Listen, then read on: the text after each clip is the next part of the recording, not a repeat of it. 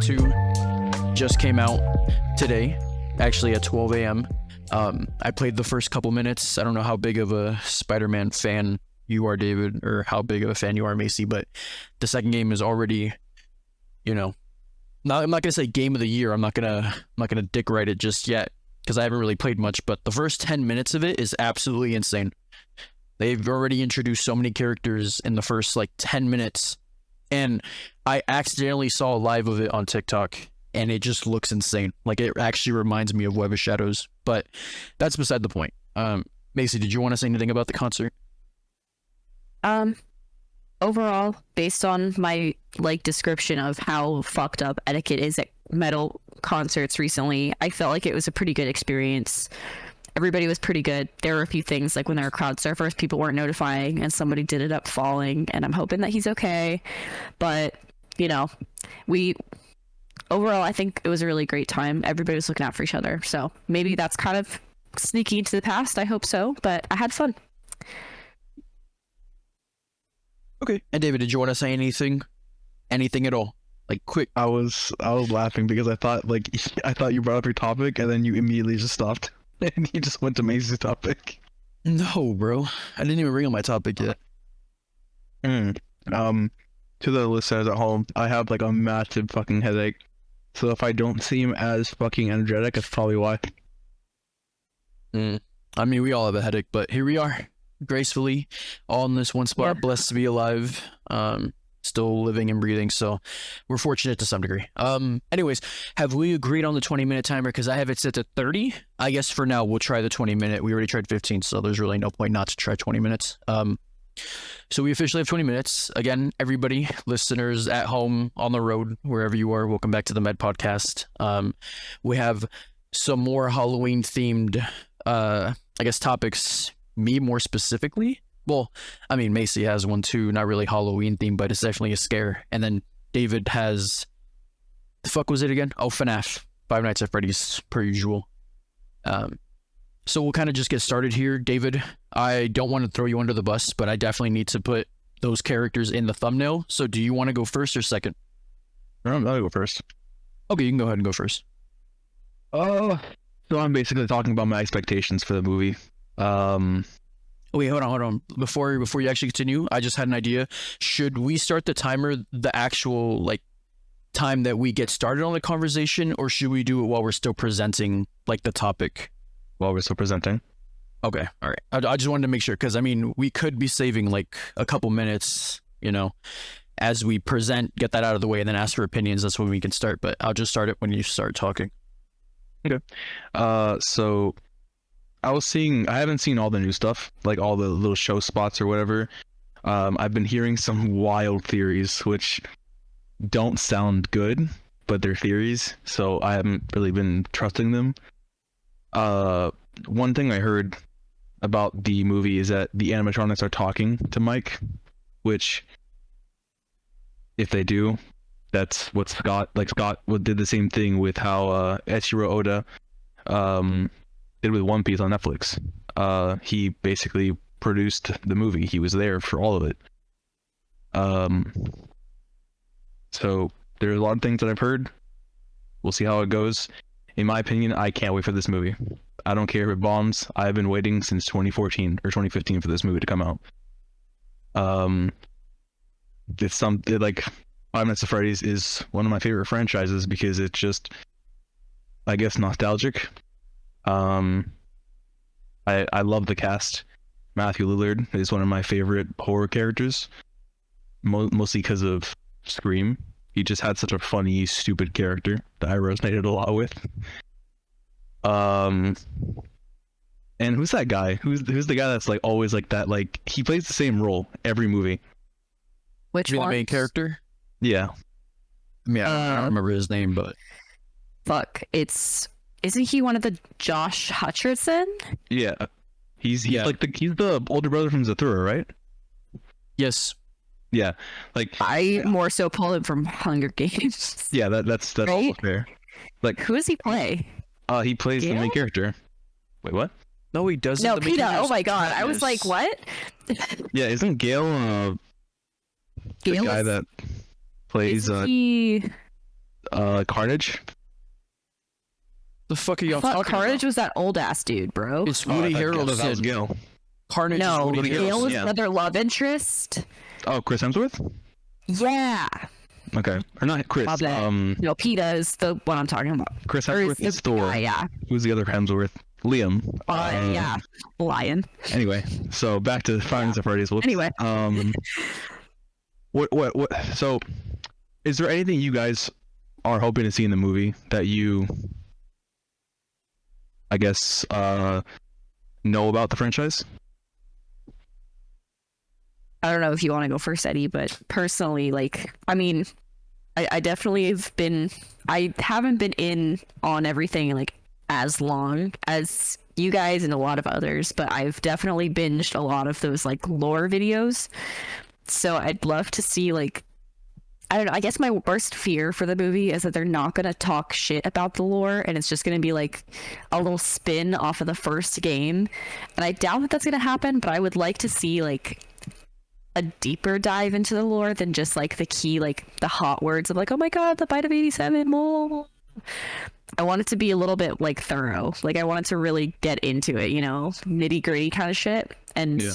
I'm sure it will, but I think that's less like something I'm looking forward to. It's like, I guess it's just a fear of mine that they're not really gonna do shit with the lore because it's so cool.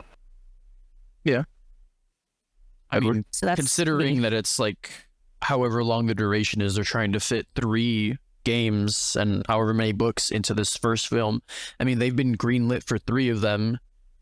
So I don't really know how they're going to fit all that lore into this movie. I mean, Scott is on the project, so I'm more than confident that he's going to do it justice. I remember reading somewhere that they went through like, I think 5 different directors just to get it right, which I mean, you know, take as many directors as you fucking need at this point. Like everybody's waiting for this film. But there is something that was teased because Scott released Five Nights at Freddy's or FNAF, the movie, the game, which sounds dumb as hell.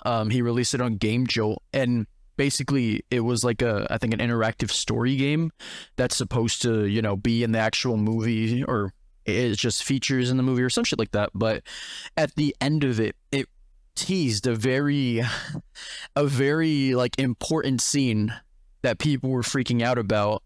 I don't know if you heard about it, David. I don't know if you want me to spoil it for you, but I saw it, and I'm just gonna say, like, either way. well, I mean, now that you know about it, like, you fuck what I'm saying? But I mean, before the movie, like, the movie isn't out yet, but this scene has already been teased to be in it, and it's one of those, like, pivotal points. I don't know. Okay, so audience, this is going to be a spoiler. If you don't want to hear it, skip a minute. Go ahead. Okay, you actually want to hear it? Yeah, I don't care. They show William in the spring lock. Like, it shows him, like, all the spring locks collapsing, it failing, and he's screaming.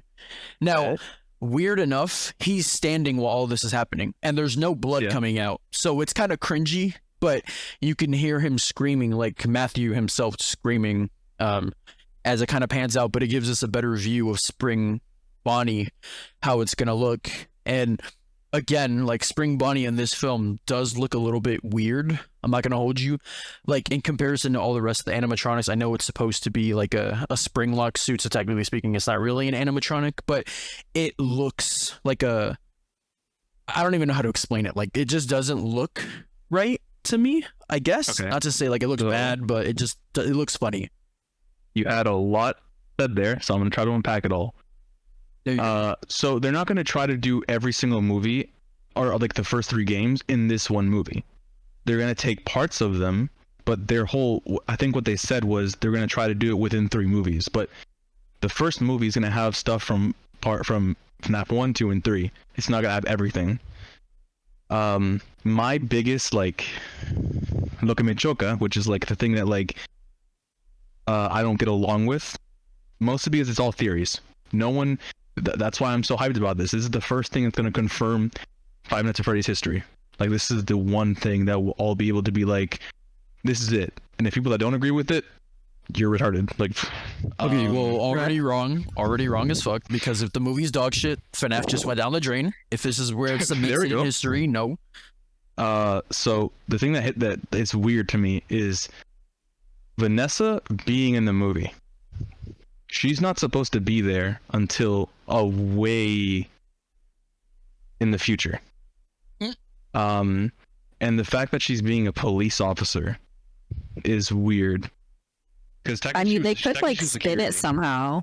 I mean, so like I said, all we know is theories. Nothing's confirmed. So she could actually be a police officer. Like, we don't actually know. I mean, we know what the games are. We know in Help Wanted, the VR, you're technically Vanessa. Like the character you play is Vanessa. Like the entire time that you're, playing all the FNAF games in VR, you're trying to collect all these discs. Eventually, your mind gets taken over by William, or I guess whatever form of fucking spring he is at that point, and that's where security breach comes in. That's why she plays Vanny. Okay, so, yes, I'm just waiting to see what role they take, because apparently she also gets beat the fuck up by someone and goes to the hospital. And what you said about the event that happened in the game/movie that you were just talking about, that's pretty cool. I understand why there was no blood, because they're not making Five Nights at Freddy's rated R. I think they already said that. Which is a shame. They couldn't. I mean, they could have. It would have been like mild. They could have, but remember that most of Five Nights at Freddy's audience, like, we've grown up, but there's still a lot of newer audiences that can't go unless they have like a legal guardian. But most of them try to like sneak in. Like tough shit. Like I'm just saying. Overall, I can't wait. The animatronics look great.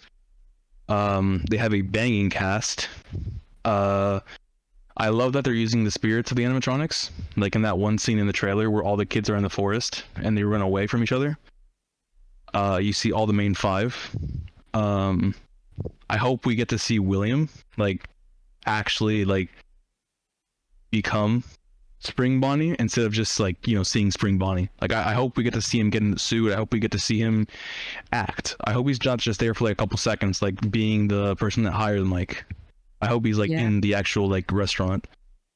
Maybe we'll see him kill the kids. I mean, considering he's a pivotal point of a story, I'm sure we're gonna see him a lot. And if there's one person that I'm expecting, which I doubt because he's a very big character, but we know nothing about him, is Henry Emily. I hope he shows up, but I can understand why. They might leave him for the second movie. In case, for you guys that might not know in the audience, Henry Emily is the co-founder of Fredbear's Diner. He helped with William Afton to make the animatronics. And William Afton... Okay, that's all you need to know. The rest there you go. I mean, he kind of just disappeared. Like, well, once he started, killing the children, he kind of just disappeared. So, I mean, at least according to the games. Yeah, William, not Henry Emily. Well, yeah, that's what I mean. Like, Henry Emily disappeared himself once William started, you know what? Because you made it seem like he was killing the kids. No, obviously not. Like, I mean, unless they decide to take it that way and spin it off, for all we know. Because at the same time, like with Scott being part of the movie, like he could add whatever lore he wants to it. It will just be something different or added within the universe. Like we don't know if it's going to be as accurate as it is to the books or the games. He could just add whatever lore piece he wants. He is the creator, so. Also, I'm sure you guys know, Markiplier has confirmed that he's not going to be in the movie. Yeah. Yeah, obviously. Conflicts, which sucks. Like, I hope he doesn't, but I could see him receiving a lot of hate because he literally built the franchise on his back.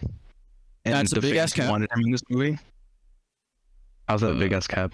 Well, for one, and this is just speaking from him appearing, we have no idea if he actually does. He could just be fucking lying. Like, he could just say that just because people were on his back. I mean, look what happened with No Way Home Spider-Man. Like, Toby and Andrew were lying through their gums. And for one, like, I don't really know who the biggest person was, but everybody, by the time FNAF came out, everybody was playing it. Like, everyone and their mothers was playing it. It wasn't just Markiplier. Like, I don't think he alone carried it. There were a bunch of big creators playing. I mean, yeah, Five Nights at Freddy's, Mark, Gamer Theory, Yummy Mash. Don't forget, back then Yummy Mash was big as hell. Well, he's still uploading now. He just, like Toby, like Tobuscus, he faced allegations from his girlfriend, you know, about rape. And they apparently, and this is me speaking just, you know, from my head, I don't remember if it was true or not, but he was falsely accused.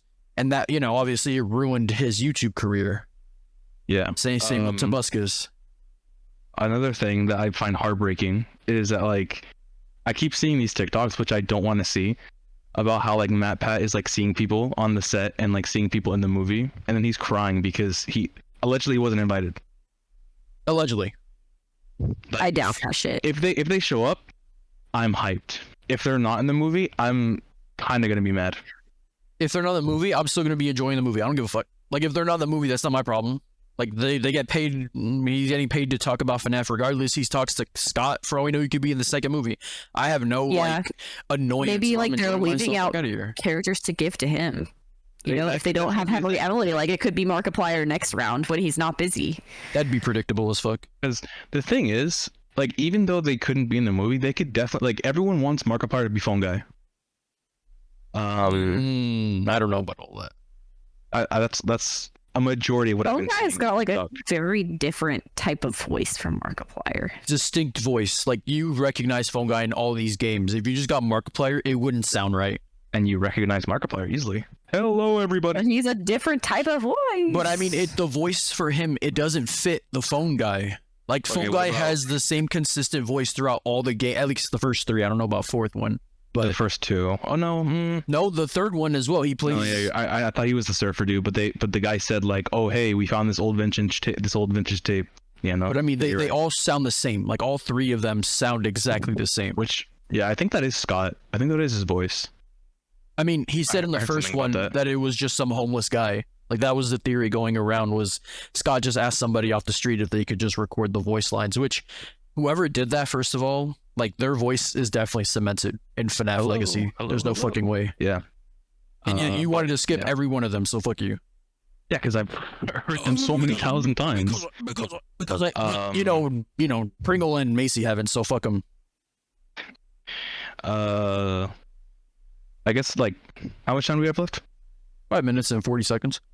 Okay.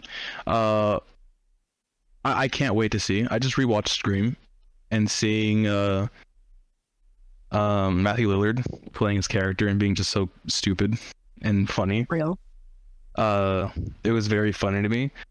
William Afton, from what we know, is a very serious and cold person. So it'll be fun to see how he tackles that. But then again, he could just play him as very funny, because in the trailer he seems kind of goofy himself, where he's just like, he like smiles after saying like, oh, you're here to apply for security guard. We'll see. Like, what if they have the actual like phone guy, like the actual tapes, like from the game? That'd be pretty cool. That would be pretty sick. Yeah, and they had Markiplier voiceover. Fuck out of here. Like, imagine like being in the theater and the guy picks up the radio and it's just like, hello, hello, hello. I'd be throwing my popcorn at the screen immediately. Hate that guy. Okay, calm down there, buddy. Calm down. I mean, you're definitely dick writing like Matthew Lillard a lot. I mean, I haven't seen any other movie from him. I mean, I've seen like, obviously Scream. Scooby-Doo definitely, but that was years back. Like, we're talking Scream. I mean, no, I watched Scream recently. Like, I that's watched what you mean. I thought you meant like when it came out. No, what the fuck, buddy? I didn't even comprehend what the hell was happening when it came out. But I mean, Scream I watched recently, and yeah, he was good as like a, you know, a kooky character, somebody who was definitely crazy, sociopathical. But I mean, to some degree, like William, I wouldn't say he's a sociopath. He's just a straight psychopath. Like, he's a very like calculated, demented person. Like, I don't think, at least I haven't seen much from Matthew. I hope he can pull the character off, because if he doesn't pull the character off, I mean, he's basically our like Springtrap at this point. Like, he is going to play Springtrap, Spring Bonnie, you know, Withered, whoever, whatever the fuck you want to call it. But so he better. I just hope he does a great job. Like, I have faith in him, but if he doesn't do a good job, he will definitely get fucked. Like, people will roast his ass. Because the character that's currently playing the main character, or the actor that's currently playing the main character, we don't know if he's the main character through every game. Like, we don't know if that's William Afton's son or if that's just a random security guard. But like then it sounds so stupid because if he's getting called by Matthew Lillard as his dad, wouldn't he recognize the voice? Or maybe his dad is giving him the job. That's what I told you the last time we talked about this. Like, if that's his dad, how would he not recognize? Something I noticed while we were playing the first game, by the way, is his last name is Schmidt. Like, yeah, I don't know if he, like, I guess I haven't really gotten that much into the lore of why he doesn't know what his dad sounds like. I think it might have just been like his dad gave him up or abandoned him or whatever the fuck it was. I honestly don't know. I'm not going to pretend like I do. But I think that they're definitely going to have some connection in the movie, maybe. The only confirmation we have, at least on Mike's character, is that he dies, and that's from Circus Baby. Well, I guess Ennard, technically speaking. We don't really know what's going to happen, though. Like, I don't know if the first movie is going to introduce, you know, obviously sister location, shit like that. That might be in the second or third movie, but we know for sure he dies, like, without a doubt. Yeah, because even with, like, it's, the story's so fucked because in the end, we could all be saying this, and like the whole mimic program came out where mimics are mimicking people, and like Gregory is like, you know, the fucking android child or the robot child. Like, what if like Matthew Lillard is secretly Ennard? It's just like, I mean, I doubt it. We don't know. Yeah. But I mean, I don't think they'd introduce that kind of a complex concept in the first movie. No, yeah, definitely not. But I'm just saying, like, what if he, like, oh, another thing that I really loved about Spring Bonnie was his eyes. His eyes looked exactly like Springtrap's. Yeah. Like how big his eyes were, and like the shade of color and the way and the design of his eyes were just like Springtrap's. If you look at like the main title page. By the way, why aren't we talking about like the actual, like, not death scene, but, you know, obviously Michael being in a trap himself? Because we've never seen anything like that in like the first, second, third, or fourth game. Like, we've never actually seen when they get stuffed into the suit. It's usually just them screaming and then they die. Like, it just statics out. I saw something in a short that came out that like they were gathered around him, and then Bonnie's faceplate opened, and then that happened. I am almost 100% like positive that's just a dream. Okay, buddy, you're already spoiling the whole fucking movie at this point. How does it start? Like, on me. I'm pretty sure it's not like that. I hope it's not like that. You hope it's not a dream? No, I hope it's not like that in the movie. Like, Bonnie's face just opens up, all of them are surrounding. Because, I mean, why the fuck would he be stuffing him into a Bonnie suit? I don't know. I have no fucking idea. Yeah, because the kid's already in the suit, technically. I mean, we're not Scott, right? I don't know shit. I don't know shit. I'm going to go into this movie sort of blanking my brain about the lore, because I don't know if the lore is going to have a big impact on this. Like I said, they might introduce new lore, so there's really no reason to go into it thinking like it's going to be exactly like the books or games. So yeah, he's probably going to introduce a bunch of new fucking lore. Well, yeah, that's why we're so happy, or like we're waiting for this, because this is like the first concrete thing. The things that we have confirmed are the characters. Obviously, William Afton confirmed, so he's not just some boogeyman in the books. 20-minute, by the way. All right, let me just wrap it up. The characters that break in are characters from, I believe, the first or second book. They break into the pizzeria trying to look for a score, and then they end up being killed by the animatronics, which I think is going to be like in the beginning of the movie-ish. After like the pizzeria closing down. Other than that, any expectations for the movies before we pass to the next topic? I'm excited as fuck for it. Same. I mean, I hope it's good, because we all know the FNAF fan base is definitely unforgiving. Like, they will tear you to shred. I mean, they're the reasons why Scott didn't want to do the games anymore, so they can go to hell. That's all I care. I mean, didn't he say something about how like he's making the movies just for the fans? Like, he's not trying to attract other people. Like, these movies are for the fans, and if they like the first movie, he's doing the second one. He's already said that. I mean, I don't know. Like, it's not that he's gonna do it. He's contractually, like, he's signed into 3 movies, so he has an agreement with Blumhouse to do all 3 of them. So it doesn't matter if it's for the fans or not. All I care about is the fact that, you know, he obviously stated his opinion, came out, you know, he was Republican, he stated one little thing, and I mean, the entire FNAF fan base, or some of them, obviously some of the toxic ones, they doxed him. Like, they doxed him, they sent threats to his family, shit like that. Like, buddy had to step away completely from the internet. That's wild as fuck. Yeah, keyboard warriors out there, but they wouldn't do shit in people's faces. Okay, buddy. Okay. Anyways, so yeah, we've definitely hit our timer. I don't really have anything else I want to say on it, so we'll just move on. I think Macy already said it, and David, I think you have as well. Macy, did you want to go next? Okay. Macy? Hello? Hello? Can you hear us? Cutting out. Oh my god. So did you want to go next? I will go first. I mean, like, you fuck what I'm saying? Like, so we don't have to wait. Like, just go first, and then when she comes back, she'll be hearing her topic. Well, yeah, but I also don't want to start, and then she can't hear what we just talked about. See what happens, bro. This Okay. is fucking obnoxious. Yeah, because you're cutting out super bad. I can't hear shit. Hang on. Okay, I'm ready. Do you still have your headphones on? Yeah. Oh, I don't know. I heard static. Oh. Anyways, Macy, did you want to go next? No, it's okay. You can go. Okay, just, I guess if you don't hear what I'm saying, just let me know. I will. There's no point. David, pay attention, you fucking moron. Pay attention, idiot. Go ahead. We're waiting. No, I'm waiting for you. Second I hear you start typing and I hear anything in your background, we're pausing immediately, because fuck you. The class Anyways. is waiting on you, sir. Okay, put your phone away then. I'm waiting for the class to put their phone away. Class, you can thank I'm Edward Duran waiting for being so you to disrespectful. put your phone away. Away. Do you hear anything when I'm talking? No. Anyways, I mean, I did hear something. Like, you're acting like I'm crazy. I did hear it.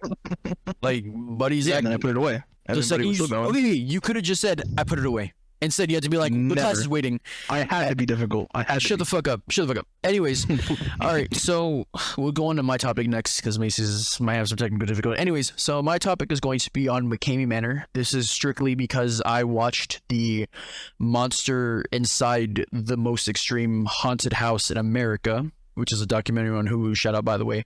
Now, I know, David, you said you haven't heard about it. Macy, I think, has a general idea of what it is, but basically what it is, as the name kind of tells it, it's the most extreme haunted house experience, at least in America. I don't know if that's a prior. I honestly don't know if it's been shut down. But it's run by this guy named Russ McKamey. He used to be, I believe, a Navy veteran, or he is a Navy veteran now. He used to be in the Navy.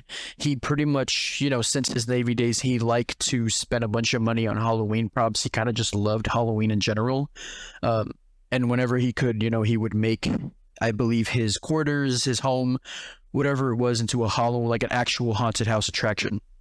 When he was first starting off, he employed kids, obviously just the typical jump out at you, you walk through the corridors, someone's jumping out at you. And I don't know how experienced you are, David, with actual haunted houses. I don't know how experienced she is, but apparently there are 3 stages to a haunted house. The first one is kind of just like, the people jump out at you, they scare you, shit like that, stuff jumping out of the walls. And then there are the experiences where the actual actors or the people, dressed up, they will actually touch you, which, if they touch you, someone's chasing you, you just got to give them a right hook. But the last one is sort of what's called immersive haunted house. Like, it's immersive experience. Now, from what it sounds like, I'm sure you can already guess, it means that they're doing more than touching you. Like, they will not hit you, but it's sort of, they'll hit you. I lied. They will hit you. They will bruise you up.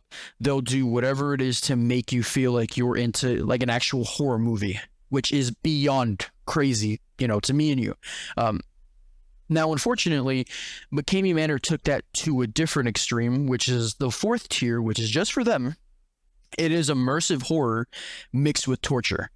Now, basically what it is, simplified, it is an 8 to 10 hour haunted house experience where you have to sign a 40-page waiver just to get in. Well, you have to wait however long for them to give you a call back. Apparently there's thousands of people waiting to get into it, but once you actually get in, they send you a 40-page waiver that you have to sign, each of them, and the waiver includes disclaimers like you could be bruised, teeth could be extracted, you could be cut, lacerated, bruised, headaches, concussions, everything of that nature. Your lips could be fucked, your teeth gone, you could also get cut, legs broken, bones especially. Like, this is crazy. And then the last, obviously, the cherry on top, death. You could die. Now, just from what I explained, would you do this haunted experience? Absolutely fucking not. You gotta be fucking me. Now here's the thing. What have I told you? As if you wouldn't even need any money to take the Five Nights at Freddy's experience. I know, right? Okay, like, why? But here's the thing. Actually, no, never mind. I think I'd rather go up against the people than the animatronics. Okay, but here's the thing, right? So they offer what's quote unquote a $20,000 prize to anybody who can survive. Keep in mind the 8 to 10 hour experience. Now, before you actually go there, they kind of give you a questionnaire of what you're scared of. And when I mean that they send you through immersive shit, just from the get-go, the second you even sign the waiver and you hand it in, depending on the situation, you can get kidnapped. Someone puts like a fucking bag over your head. They throw you into a van. They could waterboard you. They could choke you out. Like, dude, this is extreme. For like 2 hours. They could lock you if you have claustrophobia. They could lock your dumb ass in a freezer. They could, again, waterboard you, throw you into a mud with your hands tied behind your back. It is insane. Like, it is fucking crazy. They, just the fact that they can even touch you is insane. But once they actually meet Russ, obviously they establish what's called a safe word, which means once the safe word is used, you basically, that's it. Like, the experience is done. Which, unfortunately, well, I mean, it sounds okay, right? Until you realize that Russ didn't give a fuck about it. Every single encounter that people have had going into this, he calls them videos. He recorded everything. Like, each of their own experiences, their home videos, he uploaded that shit on YouTube. So this is something you can actually go up on YouTube and watch. Like, it's disgusting. Like, he did atrocious things to these people. Like, he'll put spiders on you, say like, oh, you're gonna fucking die if you move around. It's agitated. He'll get snakes. He'll obviously hang you from your fucking throat with your arms tied. Okay, I think someone else. Like, okay. I mean, hey, like, he'll actually hang you. Like, he'll physically hang you. You'll be suffering. You can't do shit. Now, the whole reason why people do this, and I'll get your opinion in about a couple seconds, is that apparently there are people out there who believe, who actually have, that horror. They're like, I can prove to myself that if I was in a horror movie, I could survive, which is mainly, the main point why some of these people like to go to immersive haunted house experiences is because in a normal, like, immersive haunted house, once you use that safe word, it's done. But if you survive through it, you kind of have this, like, adrenaline rush, this boost, and you, like, I guess, self-pride. But I don't think it lasts normally 8 to 10 hours. Mm-hmm. Now, aside from, the psychological stuff of why people want to do it, in my opinion, it's all for ego. I don't know about what you guys think, but somebody who likes to do that, and there is a different side, but we'll start with this side. If you're doing it purely for pride or because you're sadistic, I think you're sick. In my opinion, like, I don't care, whatever reason. What do you think? Macy, go ahead. You haven't been talking. Okay, I was like, I didn't know if you were going to start or if I was just the lead. I mean, yeah, I think egotistical is probably the best word. Just fucking stupid. Like, even if you want to, like, prove to yourself, like, I love horror movies. Don't get me wrong. But it's that mindset of like, oh, like, I was like, who gives a fuck if you would survive a horror movie? Why would you test yourself on that? Like, it's just so unnecessary. You're putting yourself through all this shit.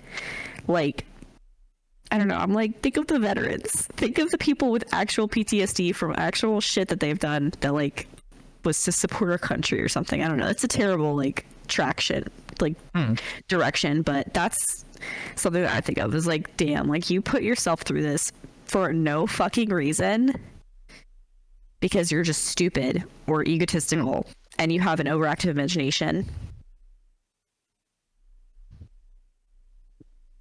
And that's my piece. What do you think, David? Like we've always said, like, if that's your thing, do it. Just, don't ask me to go to no damn fucking haunted house and get chased and punched, because I promise you I'll be punching back. Wait, is there a thing in the contract where we can hit them back? I don't know the entire contract. It's only what was stated in the documentary. I believe you can't touch them. Like, not only if you try to, there are a bunch of guys there. Like, it's not just Russ by himself. There are a bunch of guys there. No, I know, obviously. Who are also doing it. The actors. Wasn't he at like some point he just started hiring actual criminals, like people who had been let free from prison for like vicious crimes, and then letting them do the things that they were like arrested for. I don't know. That doesn't sound like right. I don't know if that's actually true. Like, let me get this straight. They can hurt me, punch me, lacerate me, but I can't touch them.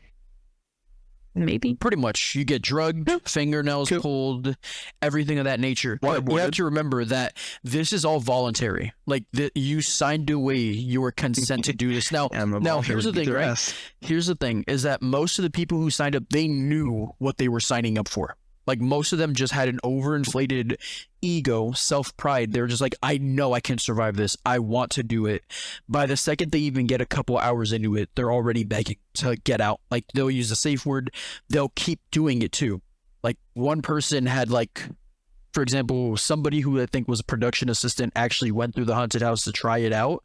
And at one point, he was being, like, waterboarded by mud. Like, Russ was just dumping mud on his face, and he kept saying, like, stop, I can't breathe, and he just kept doing it while recording it. Now, that's sort of where the legal aspect kind of comes into it, because the safe word should be adhered to no matter what. Once an actual, like, member audibly says that they're not comfortable with this anymore, like they've withdrawn consent. At that point, it should stop, which is what the normal experience is. However, Russ is psychotic. It's all to pleasure his torture fantasy. There you go. Manor, the fucking waivers leak. I'm not going to look at that just yet, because 40 pages is kind of crazy, but... Me personally, I would never do it. I'm not, ego-ridden or, stupid enough to try it. Okay, well, I'm not ego-ridden to do that shit. There you go. Like, if I can hit the back, no, that's not fun. I would like 8 to 10. You could have 8 to 10 dicks on me. Like that's honestly the most like scariest thing, is that you're going to be tortured for 8 to 10 hours just for $20,000. That's not even worth it. Like, at that point, you might as well just go jump off a cliff or some shit. Like, get a dare. That's all life. Because, obviously at that point, while he's pleasuring his torture satisfaction, you're suffering. Like, you're in pain. If you get broken bones from this experience, you can't blame him. And it's sad, too, because every single time, like, all of them leave, it's sort of just like, thank you for the experience, while you're limping out with your broken bones, bloody face, and shit like that. Like, what kind of shit is that? And wasn't it, like... people who left the experience after literally like using their safe word, like, and I was like just reading the waiver that being scared or having a panic attack doesn't count as having a serious injury, so you literally cannot leave until you are seriously injured per the contract. Like, you can't escape the experience unless you are seriously psychologically or physically injured. Yeah, but what constitutes but then the that people range? Would like leave, and weren't they like, oh my god, thank you, like, this was such an incredible experience kind of shit? Like, that's just demented. Like, they're fucked up. I mean, that's what I just said, but at the same time, like yes and no, because it's also, where do you draw that limitation of when someone's psychologically scarred?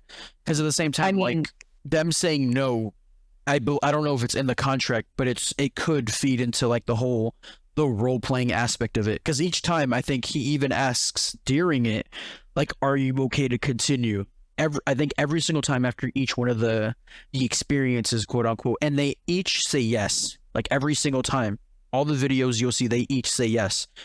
So it's sort of like that voluntary, them saying they want to continue, which I think why, obviously he's been able to do this for so long, because it's them volunteering, giving their consent away. And then it's the fact that he hasn't killed anybody yet. Like none of the people have died, which is why he's still operating technically legally under the law, which is it's fucking crazy.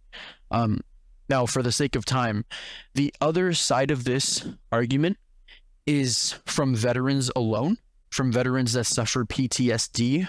There isn't anything in the world that can satisfy, somebody who's been to Iraq, who's been in war for 5 years or drafted, they've, done routines, whatever they call it, once you step out of your home base, or the term that they use, it's pretty much danger 24/7. You could die. Like coming to terms with you could die is a different kind of adrenaline rush, but somebody in that documentary said that the only way for him to satisfy that PTSD was to go through immersive horror.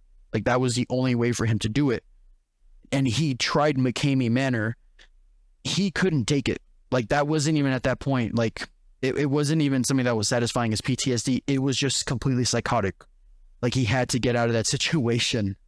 It's fucking crazy. Now, from a PTSD standpoint, I don't suffer from PTSD. I'm not gonna pretend like I do, but do you think somebody who suffers from PTSD that can only find like satisfaction through doing stuff like this, you think that's like good long term?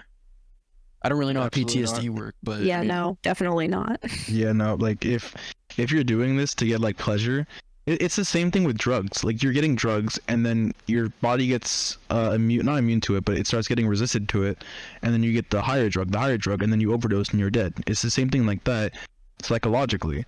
Your brain or body is used to a certain thing, and then you chasing that thing for an even higher chance, you're basically going to become a junkie and then somehow endanger your life.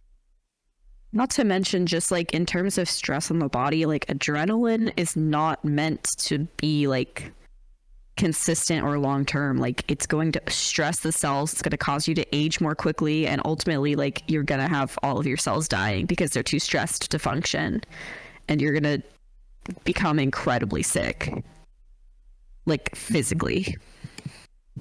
now, I mean, it becomes a way of life though for people like that. Like it's not even, I don't know if pleasuring is the right word, which is why I've just been using like satisfying.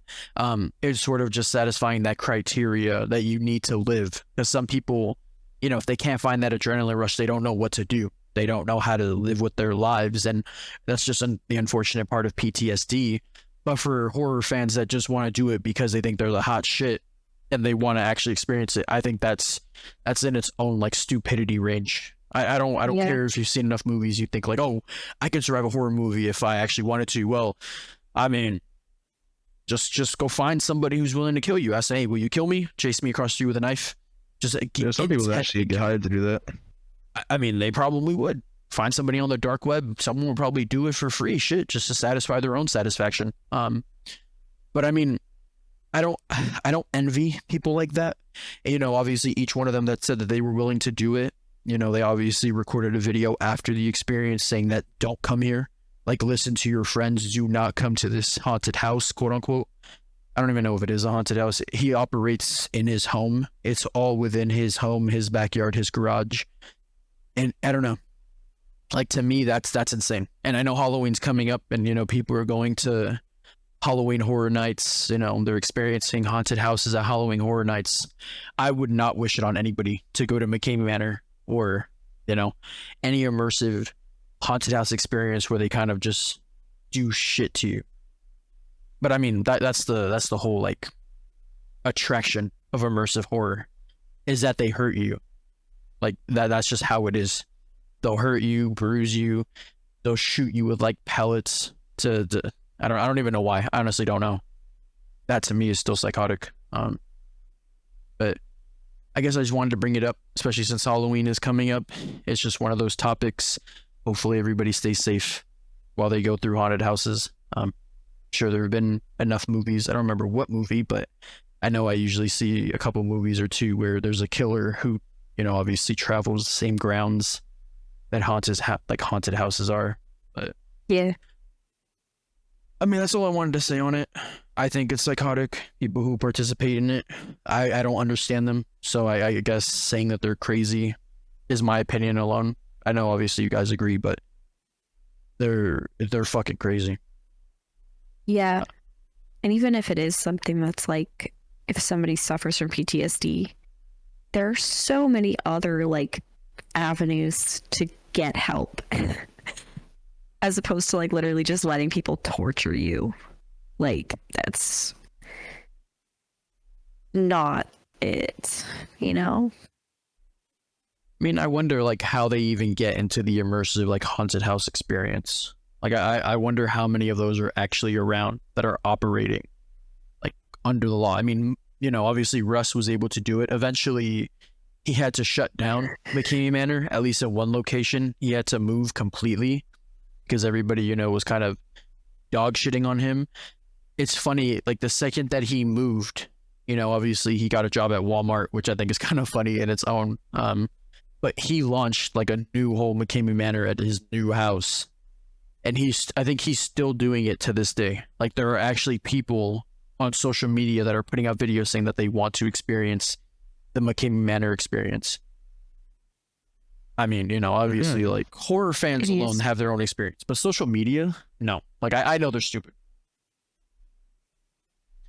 Yep. But I mean, that's all I wanted to say on it. Just bring it up because it's just something that I watched recently. And the most extreme haunted house, I don't know if that title still holds, but it's crazy that he was able to torture people and basically get away with it. Yeah, I definitely feel like it is. It still holds. That's the most like intense immersive horror experience, because I mean other ones like it would be infamous by now if it were at the same level or worse. And also, how do you get worse? You know, if it's pulling teeth, he's locking you in a fridge, he's waterboarding you, like the next thing would literally be like fucking Saw, right? Like there's not much that gets more extreme than that besides actually killing people. Yeah, I think one thing I forgot to mention was sort of the psychological, the tricks he would play on people, like psychologically when they wanted to go out. He would sort of know what to say to them to keep their confidence just above the line for them to continue going through the experience. So whether they were, you know, psychologically manipulated to say yes, you know, obviously could be the reason why they just kept saying yes in the first place, like we'll continue with the experience. But I don't know. Like somebody who can do that to somebody, again, like torture, manipulate them, make them basically sign a contract that gives their rights away, which they did, I guess, consensually, and then do that type of shit and record it, not to mention like actually record the video of them suffering and then upload it to YouTube for people to watch. That in its own is fucking wild. I mean, didn't the one person in the documentary say that he was telling her, and that's why she kept going, that she had like a bunch of fans and they were all rooting for her because it was all being live streamed kind of thing? Like they want her to succeed kind of shit. Not to mention like the psychological aspect of even during signing the contract, some of them had already kind of participated a little bit and they weren't given ample time to like really consider the contract. It was just like, here's this massive document. You have like a little tiny bit of time to sign it or else like, fuck you, you don't get to do it kind of thing. Pretty much. It was like, we have, you know, a bunch of people waiting. If you don't sign this contract, we could just get somebody else to do it instead. And it's like, well, I just waited all this time to get this once in a lifetime opportunity. Like I have to do it type of shit. Yeah. So a lot of people probably didn't even fully read or like didn't process, because it takes a while to process something like that, like after reading it, and they probably just immediately signed it. Anyways, we hit the 20-minute timer. David, is there anything else you want to say? You're never going to see me at a place like that, I promise you. I mean, that's a friend's experience. Sign me up. Would you do it? But if it was actually like, nah, fuck that shit, no. No, it's gonna be people in the FNAF costumes trying to like scoop you up and shred you to pieces. No. Meat grinder style. I mean, if they had like an immersive where they just touched you but not actually tortured you, maybe I would do it. Because I mean, Five Nights at Freddy's is definitely different. But if they fully, you know, if they got me, they started shoving me down there, no, like fuck out of here. Nah, because if I got into an immersive Five Nights at Freddy's house and I turned a damn corner and I saw Foxy running down that hallway, absolutely not, I'm dying right there on the spot. You mean you would run toward him, right? No, I'm dying. Whoever falls down first, boom. There you go, shaboom. All right. Anyways, like I said, we had a 20-minute timer. Macy, your topic is the last one. Yeah. Again. So my topic today, and I don't know if I'm speaking too loud, and like I'm just anxious about it that you can hear me through the door, but I can't. Okay, cool. My topic for today, I wanted to talk about the little like current trending news of how I believe SSniperWolf doxed Jacksfilms. I don't know like the nitty gritty details, but I kind of want to talk more just like in general. But for as minimal background as I can provide, I believe they had some kind of like little like, it seemed like a generally petty rivalry from what I understand, based on like some videos or something that like she was just reacting to things, and then he like made like a joke video of reacting to her reacting to things or some shit like that. Something just very petty and small. And eventually, I guess what she did was like she was posting videos and had her location showing and was like, oh, like, should I like stop by his house? Like I'm like 2 minutes away from it kind of thing. I don't know if she actually like, I think she showed pictures of his house, like actually, but I could be wrong. And ultimately the reason that it's such a sincerely like bad thing is like, obviously he got really like over the moon doxed, and it was up for a while before she took it down. And from what I understand, she's not actually being punished for it at all. Her community is kind of supporting her in that, like, she's just like, oh, I didn't know what I was doing, even though I believe she's been on YouTube and she's been a content creator for like several years. A long time. So I don't really know that much about either of these people, but overall, I guess I bring it up just to kind of see like what you guys' take is on it, how you're feeling about the response from the community, and yeah, stuff like that. Edward? All right. So I'm just gonna add a little bit more background. I don't know if that'll help you a little bit more, Macy, but in simplified terms, basically, Sniper Wolf. I don't know if you know David, but she got famous for being sort of like the MLG pro gamer girl. She was somebody you didn't really see back then. It was like, damn, she's crazy doing all this stuff on Call of Duty, and she just happens to be a girl, a hot girl who cosplays. It's basically a dream for every gamer. But, when she broke up with her boyfriend, which, there was a bunch of whole speculation that he was the one actually playing the games and she was just the face of it. That was their brand. She started just doing reaction to TikToks, and Jacksepticeye basically took, not Jacksepticeye, fuck, Jacksfilms. Jacksfilms? and fuck, we don't need to bring him up, but Jacksfilms basically took a dig at the content, saying that like reaction content, which I still agree, is sort of, and this isn't his words but mine, is the lowest like form of YouTube video there is. Like there is no creativity in reaction, which the whole thing that happened with XQC and shit like that, but that's not the topic. She basically took a dig at her. She was filming something that happened to be basically in the same area that he was, and she went to his house, took a picture of the front of the house, which I think had like the postal code, everything of that nature. Not the postal code, but the actual like home number. House number. Yeah, had the house number. I think she included the address. I don't remember, but she took a picture of it saying like, we should talk like adults type of shit. And he was live streaming at the time. And, obviously she posted that to her Instagram. I don't know how many Instagram followers she has, but I think it's above 10 million. So people were definitely flocked to it. I mean, doxing alone is wild. Like, I don't know why people like to dox. They think they're the hot shit because of it. But she did dox him. Now, at the time that it happened, there wasn't any repercussion to it. Jack was asking for something to happen, like her channel to be deleted. At this time, YouTube has taken action. It's sort of just demonetized. They temporarily demonetized her channel, which forced her to talk. Like it actually forced her to create a response to it. And it's ironic because the only time people do that is when they lose money. But they said per the creator like responsibility, her channel has been temporarily demonetized, which I think is a very light tap, like a very light slap on the wrist for exposing someone's home address. Especially when I know he has a wife. I don't know if he has like a family that's like they're all completely like not content creator shit. I have no idea. But my opinion on it is Sniper Wolf, I think her account should have been deleted.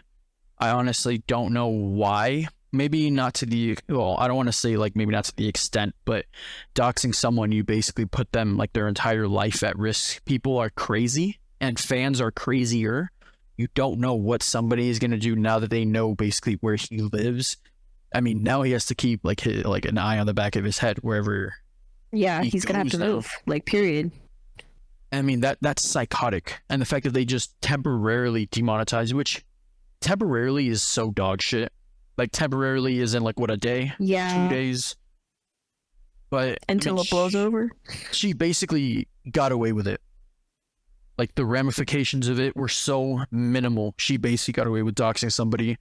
And it's funny because she has a big following. You usually see somebody dox somebody who doesn't have, like, shit. Like, they have nothing to lose. But she had, like, her entire brand to lose. And it was just temporarily demonetized, which I think is stupid. Okay, so I'm going to speak. I don't want to get interrupted because I'm going to bring a couple of things that you guys might not agree with. We'll cry about it. So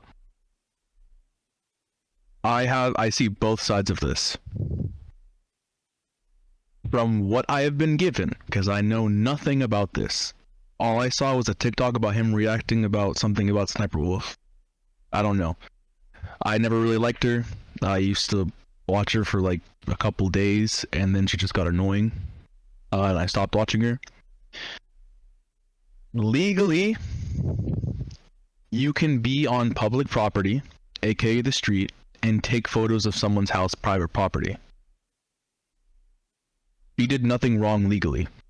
If you see it from a normal perspective, no one would give a fuck if someone took a photo of someone's house and walked away.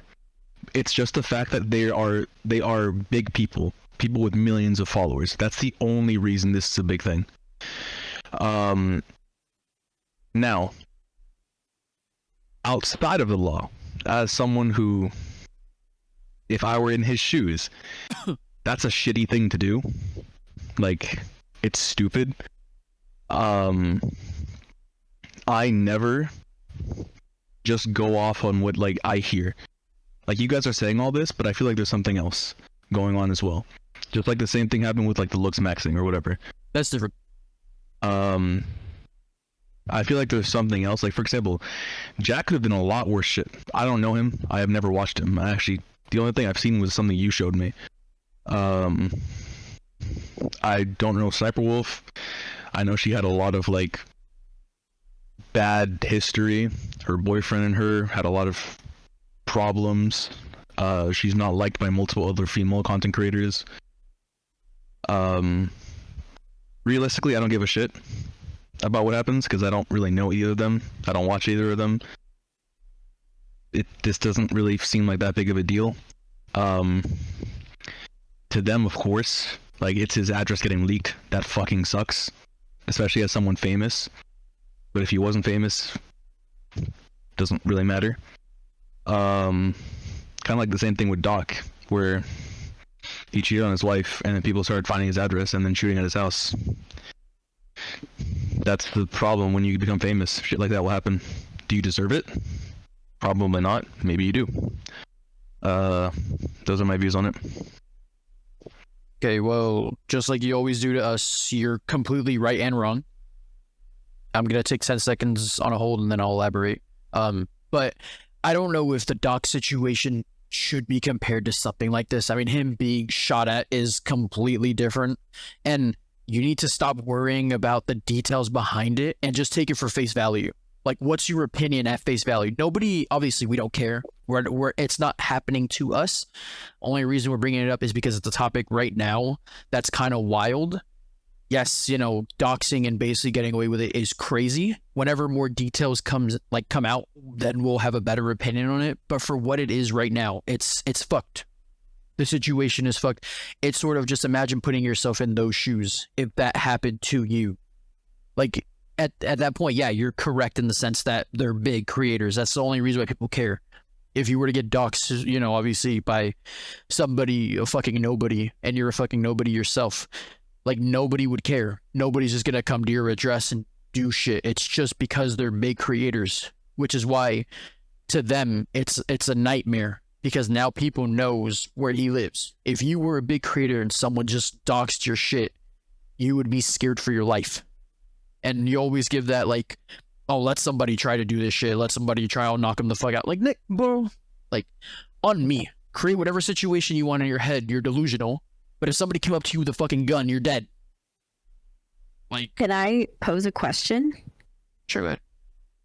Do you think, like, totally not in the realm of what actually is the law, but do you think if somebody were to dox a very, very famous person, and as a direct result of like posting that person's like personal information, where they live, something like some crime were to be committed? For example, if somebody doxed a massive celebrity and then somebody showed up at their house because they found out where they lived and like assaulted them, do you think the person who doxed them should be like charged as like what's it called, like a accessory?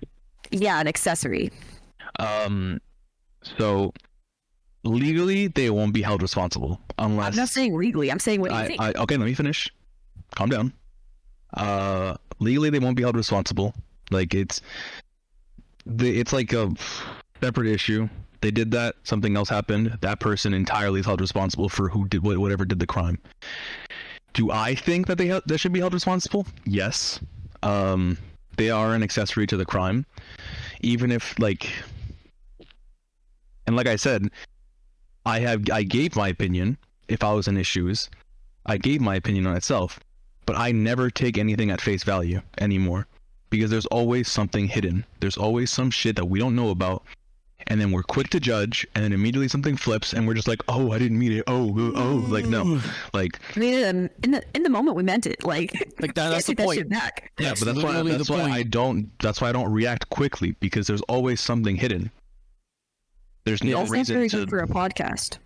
In your own words, extreme opinion. Like I'm skeptical myself as well.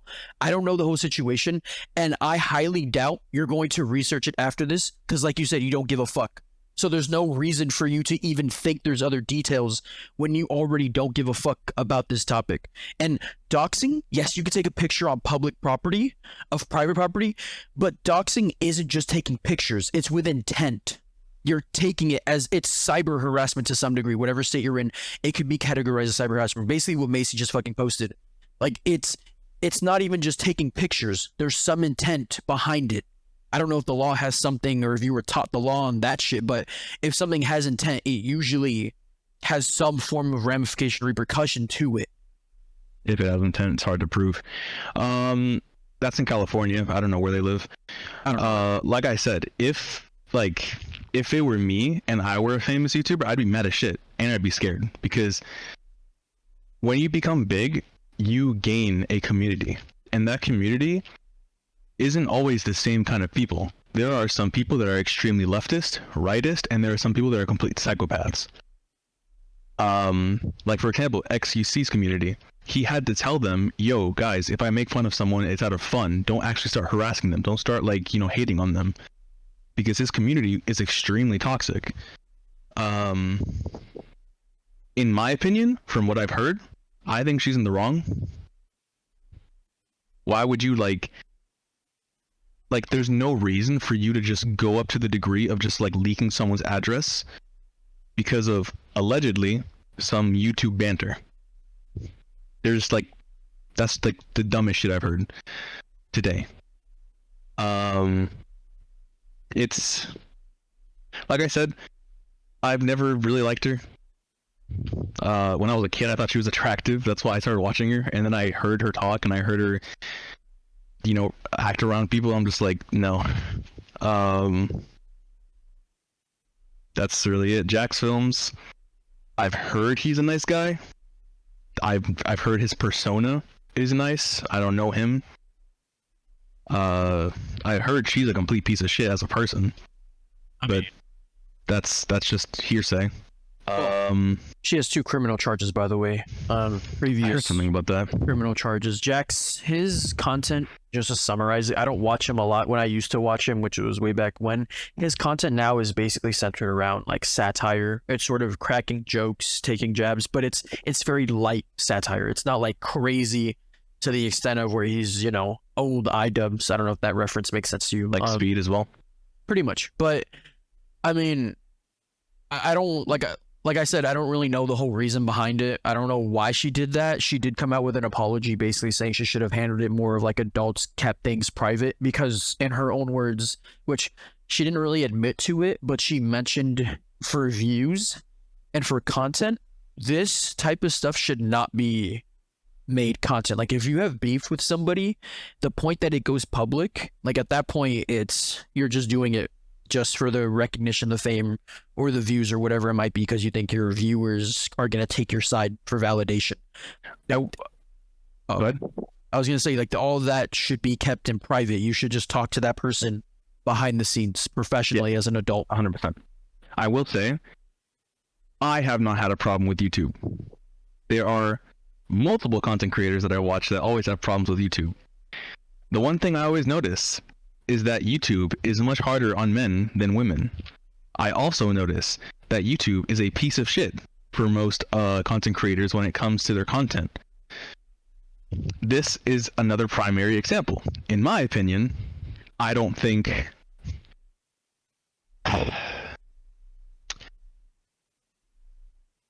I don't know how I can't blame them, because I don't know how much of a like punishment I should give her, because deleting her like years, maybe a decade of work over this seems a little extreme, but I definitely understand where it's coming from, because like you said, if she did have the intent to literally take photos and upload on the internet just to like dox him, then yeah, that's like, you're legally you're fine, but you know, you're doing deviance, you're breaking like norms. I mean, even if I may, Go ahead.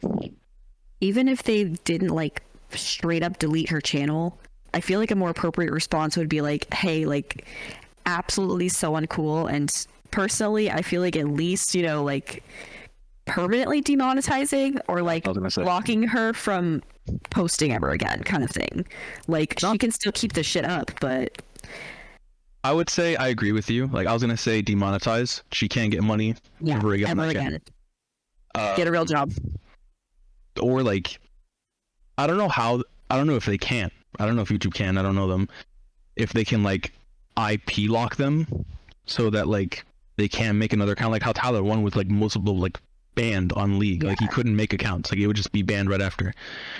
I don't know if YouTube could do that, but like off the main channel of SSSniperWolf or whatever the fuck her name is, if they demonetize it completely, I think that is more fair, because if she loved making videos, then she would keep making them without getting paid. Yeah. I think the biggest thing would be, as you said, like, if they were to demonetize that channel, then she could just make a video with no money and be like, hey, follow my new channel. I mean, her content is reaction, though. So, like, people who do reaction content, and this is my opinion, I don't think they enjoy making content. There's little to no effort in reacting, and that's basically what her channel has become. It's just nothing but reactions, and somehow she has 34 million subscribers. Like, that's wild to me. I honestly think she should get a permanent demonetization, especially considering she's playing around with someone's livelihood, and she's sort of, you know, playing it off with, here's an apology, and I'm sorry that I got caught doing the things I did. Like, she's not sorry she did it. She wouldn't have done it in the first place. But she admitted to it. People don't think like that. And then it's the whole like comparison that someone was making with like Pokimane, for example, when she had a lot of drama on Twitch, and you know, I think she doxed one of her fans as well for making a comment. I don't know if his docs take it, you know, with a grain of salt, but she did something atrocious. I'll just say that, to someone, and she had to make an apology as well. And I don't even think Twitch did anything. Like, she just got like a slap on the wrist type of thing. But somebody said it's funny how women get away with things on the platform. Like Pokimane and SSSniperWolf, they get away with these things. And, you know, not to say like make it sexist or anything, because men, I think, they have it easier, but at the same time harder on the platform. It also depends on race as well, which unfortunately is something. And, you know, it's something that Corey has proved already in the past. It's just wild that there's this different, like this whole game that's going on with YouTube and its creators, and they don't really seem to value their opinion. I'm currently searching something up because let me check.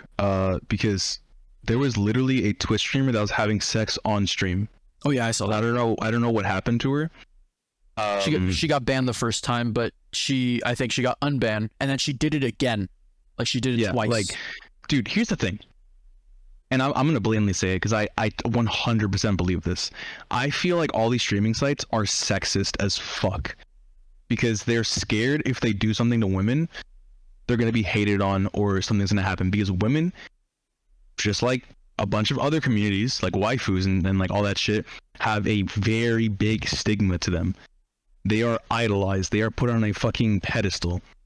If their fucking sweetheart gets destroyed, it's like the end of the world for them.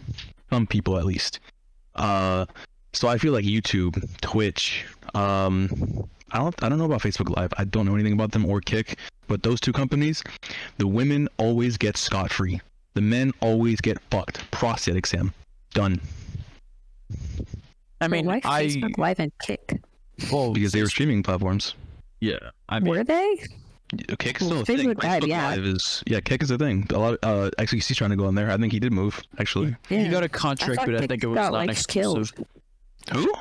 No, not Kick, the app on the phone, bro. KICK, not KIK. Oh shit, the one that's yeah. Okay. Anyway, sorry. So I wanted to bring up as well. Fuck, now I completely forgot it because you kept talking about Kick. Fuck. Sorry. Give me like a hot minute here. It was something in relation to what you said, David, and now I completely forgot what it was. Them being sexist, women getting scot-free. Oh yeah, okay, yeah. That okay. just brought it back. Thanks. But it's basically sort of like the same way that like the WNBA is, you know, obviously people don't care about it. It's the same way that women dominate the stream platforms because like who's the audience? Like people are watching for them. Like they don't, obviously if you see some random guy who has 0 views on Twitch or 0 views on YouTube, you don't give a fuck about him. You see a girl who's doing the exact same thing. It's a girl. Guys are horny. Oops. They'll go there just to watch. Yeah. And then girls know how to use their assets as well, which are their boobs, ass, you know, their body in whatever way, which is also for content. That's what they do. And men like us will watch that shit. Like, I don't know why they do it, streams. but that is the audience. That is how Twitch pulls money. They need these viewers. No one's just gonna watch some random fucking guy. So to some degree, Actually, I mean, your opinion is valid, but at the same time, like there are like reasons why Twitch and YouTube and social media kind of takes it more lightly on these viewers. And so that's the reason, just before you go, we did hit our 20-minute timer, just so you guys are aware. Well, okay, last thing I'll say is, like, change. Like, you can't... What? Isn't this, like, the fucking... I'm not even gonna get fucking into the 10 Commandments or any of that shit. When it comes to, you know, equal opportunity, men have it easier than women, allegedly. And then, you know, online at least, women have it a lot easier than men in some circumstances. Women are harassed a lot more than men, confirmed. Men, unless they are good at video games or funny, will not have any views. Women are hard to get viewers. They do have a hard time getting viewers, yes. But it's a lot easier if they know what they're doing. Like you said, assets. And I'm not even talking about body. Some women on Twitch I've seen, they treat their viewers like boyfriends. Which is weird as shit to me.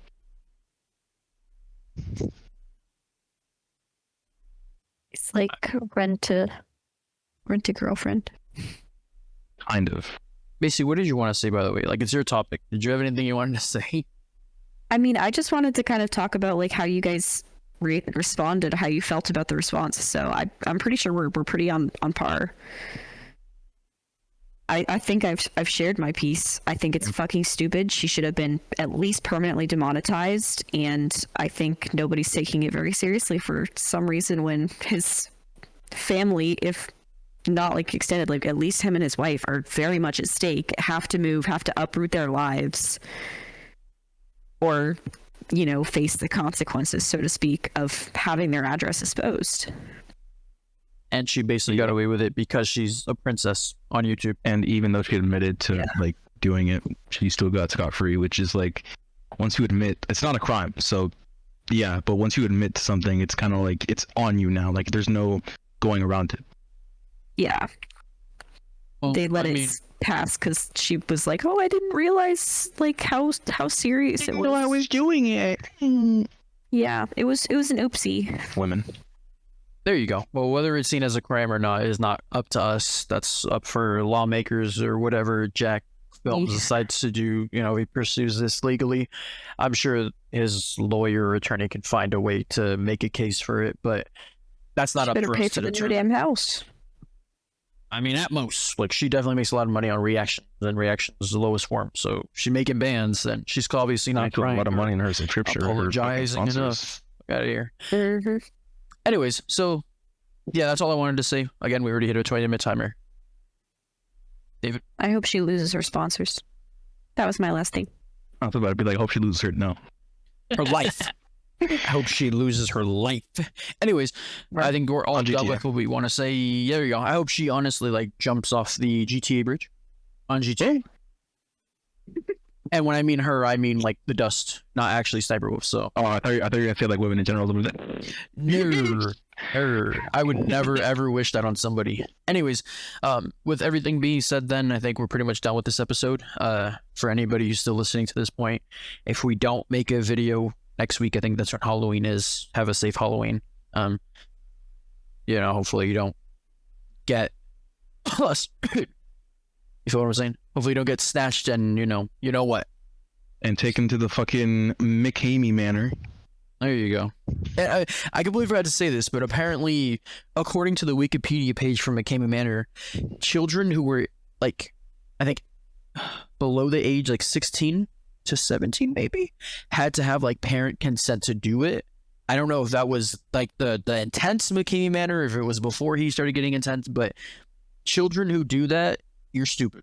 Like at that point, you're so underdeveloped. Children are stupid. You're fucked. Like children. Parents are stupid. Well, the parents. Children don't have like. Okay, No, I'm saying- excuse my language, audience, but children are retarded. Like, I mean, you already said it like 3 times, so you're. Like, you know, children are stupid. You go ahead, Macy. I was just saying that the parents, if the parents let them do that, are stupid. Just clarifying because I didn't know if you understood that. Yep, All right. they're both stupid. Anyways, have a good night, guys. Yep.